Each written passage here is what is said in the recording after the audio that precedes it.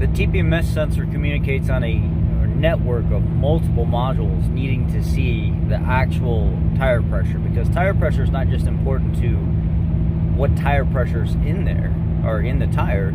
It's also important to other modules based on safety events that happen, whether or not your ABS or your EPAS or something have to work. Sometimes certain things can disable if your tire pressure sensors are not reading correctly, or there's some kind of fault, or tire pressure is just too low.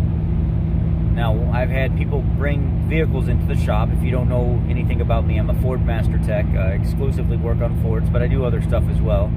And I've had people install tire pressure sensors in the aftermarket realm that say they're up to par for the specific module, the TPMS sensor, sending signal across the network to communicate with modules properly, and they simply don't have the right frequency to communicate properly. Maybe it's a good sensor, just not communicating properly.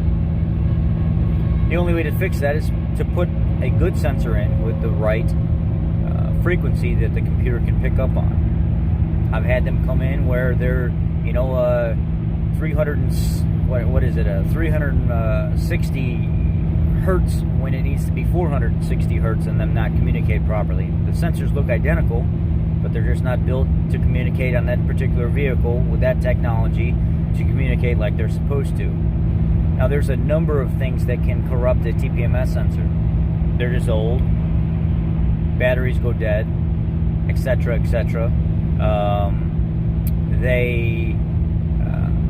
Let's just say somebody has a tire that's constantly leaking all the time. They've got a small hole in it, and they're just constantly filling it up, and they get a flat somewhere, and they put slime in their tire. Well, that slime gets slung all over the place, gets all over that sensor. A lot of times it can build up on that sensor and start to build up chunks of residue and stuff like that. That slime that you put in the system is only meant to be in there temporarily. Some people will put it in there and leave it in there, and it just destroys your TPMS sensor. They make aftermarket sensors that do communicate just as good as the standard equipment does, but sometimes it takes aftermarket specialty equipment that's tailored to that specific type of sensor to be programmed properly. And what do I mean by that? I mean, there are specific manufacturers of aftermarket sensors that work just fine with the technology that's on the vehicle. But if you don't have their programming tool to activate that sensor and help the vehicle learn that sensor, it's not going to function properly. Then they do make some universal programming sensors as well, like handheld units that you can buy for like $100, $80, $120. I think Mac Tool has one to where you can put a factory sensor in, and the technology that it's built into it is specifically to help that vehicle learn that that sensor is being put on the vehicle. Now, that could work for GM, it could work for Honda, it could work for Ford. There's universal learning tools for multiple manufacturers. Do they always work? Absolutely not. Now, you can run into situations where the vehicle doesn't want to learn that sensor. The reason it doesn't want to learn that sensor is because maybe the position that it's in. Maybe your tire pressure monitor is too far forward of the vehicle, and what I mean by the vehicle is the body of the vehicle. Some of the diagnostics, whenever you're trying to program a tire pressure sensor and it won't let you program, is the fact that that sensor may be too far forward and not far enough back, close enough to the body, in order for it to pick up the signal properly. And part of your diagnostics is roll the tire back until your tire pressure sensor or your needle valve is actually closer to the body than so far forward away from where the body would be. And does it program? Yes. Well, then maybe the tire sensor's corrupt, or maybe it just needed to be programmed at a different position than where it was at. Sometimes you can take a programming tool, put it right on top of the sensor and expect it to program, and it doesn't program. And then you got to start hunting around that area. And what I mean hunting is taking that tool and working it back and forth in a specific area, underneath the tire, behind the tire, a different spot around where that sensor's at, in order for it to program properly. That may be the situation as well. It's just not getting a good signal from where it's at to let the vehicle know that you want it to learn the position and tire pressure and frequency ID of where that sensor is exactly located. All tire pressures are not the same. So that's why I say the importance of knowing what you're dealing with, how to program the technology that you're dealing with, and the functionality of it is very, very important. Sometimes you can destroy sensors. If you take it to a shop where they're not very experienced breaking down low profile tires and things like that, and you've got TPMS sensors in there, and they go to put a new set of tires on for you, oftentimes the dealer may end up having to eat a $30, $40, $50 sensor, because while they're breaking down that tire, they get it too close to a certain position on pulling the bead off, breaking the tire down to pull it off the rim, and they catch that sensor and they break it. That's not an uncommon thing to deal with. Sometimes the sensor can be bad, but the stem not be damaged, and you just replace the bottom of the sensor only. It's just typically like a little T15, T20 in a Ford Torch, little screw, little small 1/4-inch screw. It just literally screws right into the bottom of it and holds that sensor to the stem itself. A lot of times you'll go to pull the sensor off the rim, and you'll get the sensor part off of it, but the stem will be stuck, and you'll go to pull the stem through and you'll break the stem. Now that's as simple as just going and replacing a little $8 to $10 stem. But if you can't get the sensor off, it's stuck for some reason, and you break it getting it off, well, now you're back to that $40, $50 range to replace that OEM sensor. There are a lot of places that specialize in some aftermarket stuff, like your mom and pop garages, or maybe it's a dealer that does have some aftermarket stuff, but they typically specialize in OEM stuff. Maybe you brought your Honda to a Ford dealer, and they have access to aftermarket universal tire pressure systems. They may use that scanner and that TPMS sensor, which is perfectly fine, to install on that vehicle and relearn it. Sometimes you run into communication issues when you have 3 OEM sensors and you have an aftermarket sensor. It's rare that this happens, but it can happen. From this point forward, in this video, I'm actually going to take you through programming a Ford vehicle. And something that you have to understand about tire pressure. When it's warm, the oxygen molecules are more expanded, and with them being more expanded, you can simply set your tire pressure. If it says 35, you set it at 35, 36, you're probably fine. There's normally a threshold. It can be up to 25% of deflate of what the value is supposed to be, but I've seen it as low as 3, 4, 5 psi. It's set a tire pressure light, and you got to get it back up to that range. So when it's warm, if the vehicle says 35 psi, I like to set it at about 36. If it's cold out, I like to set it at like 37. I give it an extra psi on top of what I normally would, because you have to compensate for oxygen molecules being more compact, and the tire pressure actually will read a little bit lower than what's in there. And granted, with it being more compact, your tire pressure is indeed what it reads.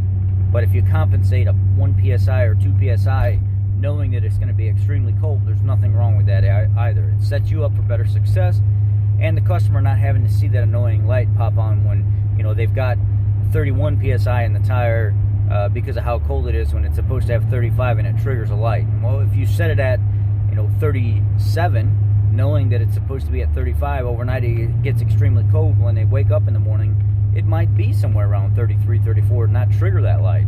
And then as they start to drive during the day and everything starts to warm up and it expands a little bit, it may go up to that 36, 37 psi range.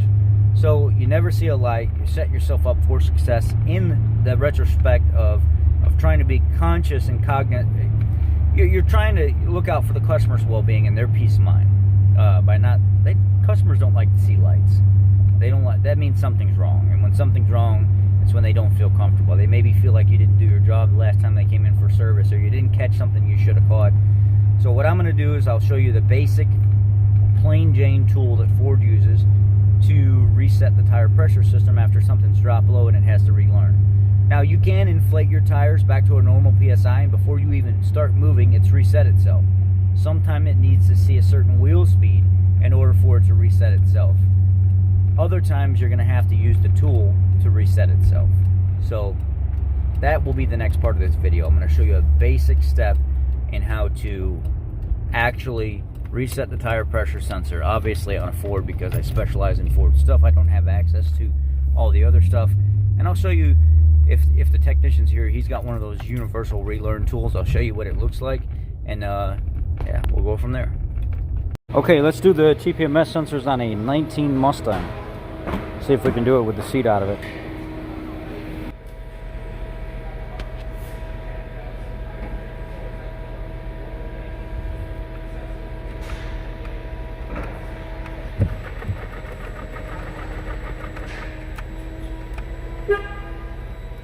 So I did 3 on, off, on, off, on, off, brake, on, off, on, brake. Now it says train tires, so we're gonna go train tires.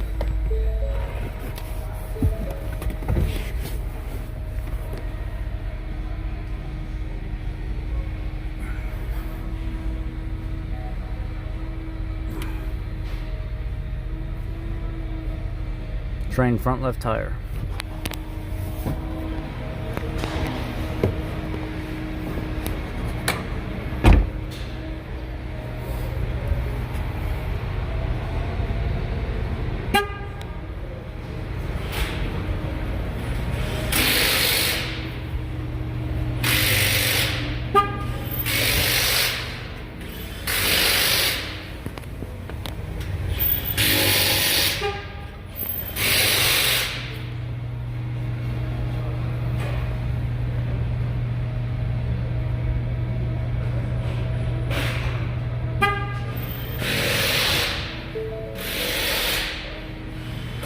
Training complete.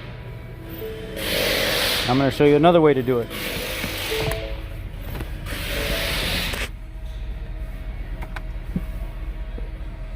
Turn the vehicle off. Turn it back on.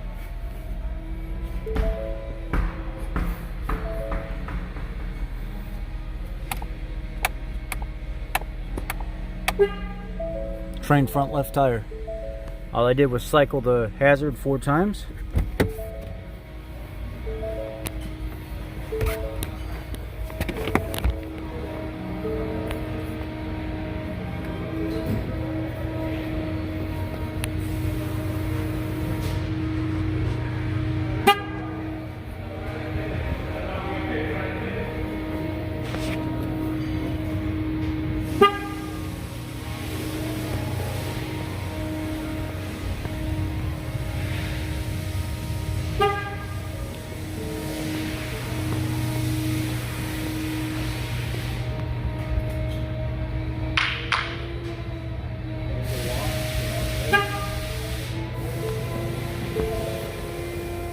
There's 2 ways to do it. The guy that owns this over here is he's one of the other techs here. This is one that he got off Amazon, and if it's switched to the right, it's Ford. If it's switched to the left, it's Chevy, and it's a universal Ford and Chevy TPMS resetter. If you want to look for a part number or something like that, here it says, ensure the vehicle is in the TPS learning mode and follow the service procedure. Hold against the sidewalk side of the tire. Depress the button while holding. 50448 plus against the tire sidewall. The green light indicates the device is transmitting. Please ensure the vehicle in safe condition when using this device. In safe condition. Why would they do that? In safe condition. Why not put spaces in between that? But anyway, Amazon tool. Let's see if it works.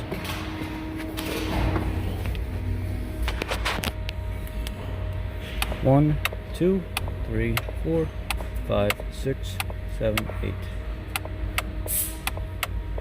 Probably have to reset it. Turn everything off.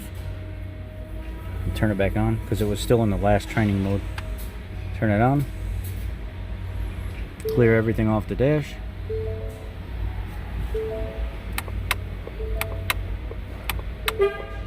Train front left tire.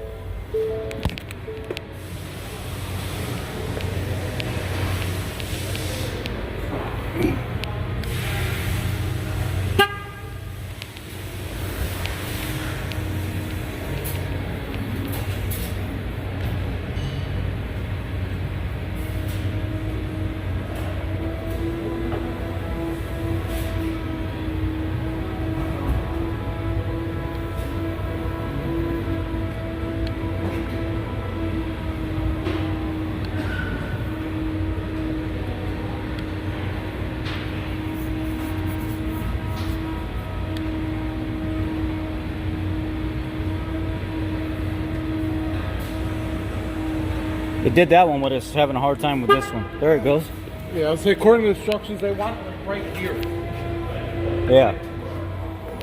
The kitty corner of the sensor.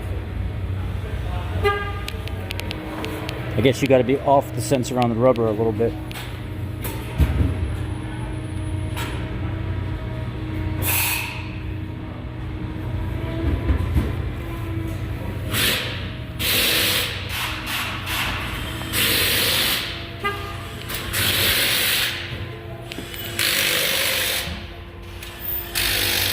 There we go. There's 3 different ways of programming the TPMS sensors on a Ford Mustang. Alright, we're going to go into IDS now. You see here I've communicated with the vehicle. It's recognized the vehicle, and I'm going to show you exactly where you can go to pull up your frequency to make sure your TPMS is being picked up properly and it's not biased. So I'm going into the BCM right now, communicating with it. Down here in the bottom section of your PIDs, you can see TPM motion, last received temperature. There's a whole series of stuff down here. And what you want to do is you want to look at the ID. You want to make sure it's being identified. So I'm going to go through. You can look at pressure,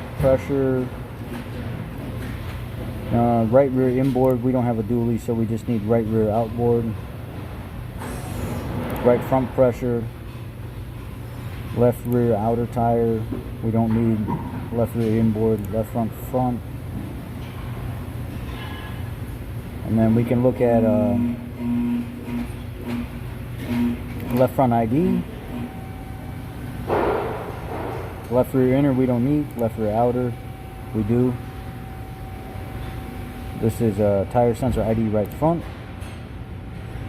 Right rear inner we don't need, right rear outer we do. And then you can look to see if maybe the light's not on, but if it's being triggered, but you're just not seeing it. And then we can go in here and we can actually look and see what's being registered as the computer. So here, we're looking at battery current.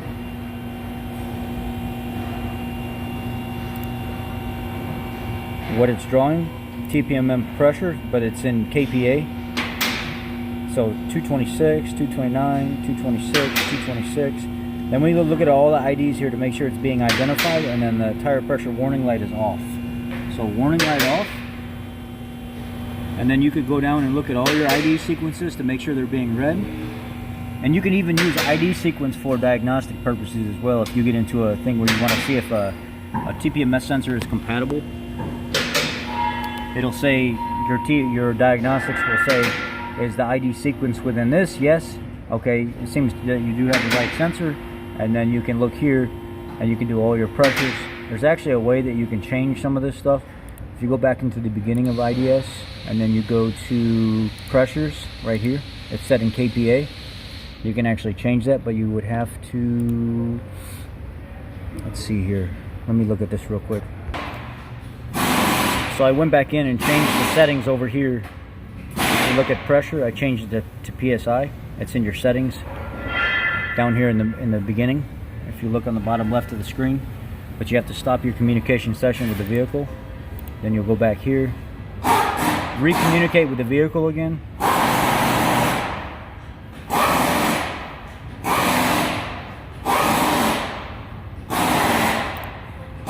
back into your data logger, go to modules, go to BCM, hit select.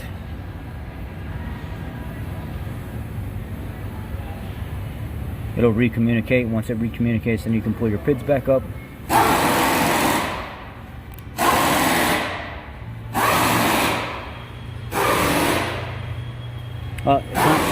It timed out, so it wants to be turned back on.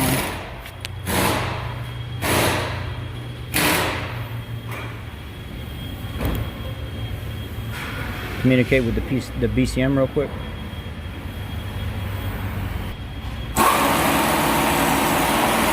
Scroll down to the bottom. Let's just go TPM left front pressure. We don't need right rear inner. Left rear outer, right front. We don't need inner. Right rear outer. We'll go to ID. No, we don't need inner. Outer, right front, outer, And then we'll look at warning again and go back. And there you are, everything's set back exactly where it's supposed to be, so you can read nice clean readings. There's your IDs. And that's how you can tell whether or not you're actually transmitting TPMS wise. Everything's good here, so I'm going to go ahead and end the session. I'll go back to the vehicle. On the bottom down here is the vehicle. Delete session, because this was of no importance. This was just for demonstration purposes. I hope this has helped somewhat shed some light on the TPMS system. I don't want this to be too drastic, you know, a lot of information being put out, but if there's any further questions, please ask one of us, and we'll be more than happy to answer those questions. Again, thank you for giving me the opportunity to do this, and I enjoyed this very much.